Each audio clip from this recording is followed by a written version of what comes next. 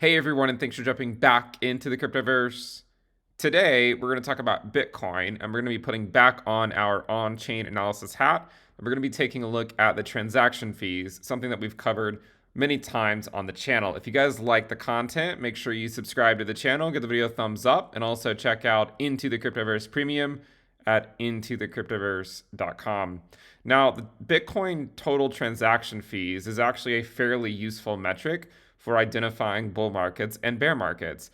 And you'll notice that during a bull market, you'll see the total transaction fees slowly go higher up until we get a major blow off top where you see a spike in the total transaction fees.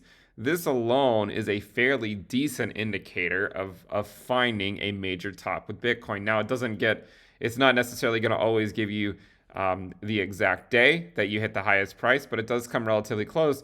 And if you looked at the last cycle, as we previously mentioned, it is certainly true that we did go higher in November, but as we've said before, a lot of the indicators suggest more so that the 64K peak was a bit more relevant. And that was sort of the finale of the mania phase. And then we sort of just willed our way up to 69K with a lot of leverage and people just being too over leveraged. And we did ultimately get to a new all-time high, although it wasn't sustained for very long. What you'll notice though is in a bull market, if we sort of zoom in, the transaction fees really come off of this baseline. Okay. But in a bear market, it's just pretty much humdrum for a long period of time. Not a whole lot goes on, even during the capitulation phase. And after it, you can see that the transaction fees remained relatively low.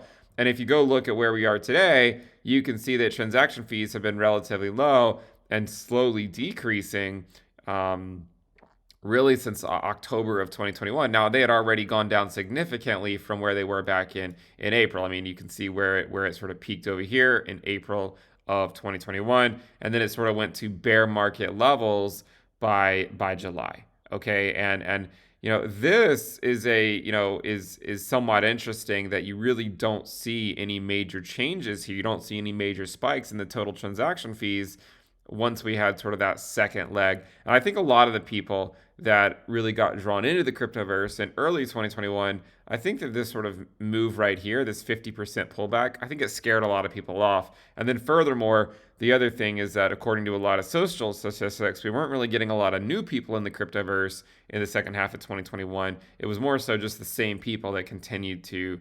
stick around. But you can see the transaction fees have been relatively flat for quite a long period of time.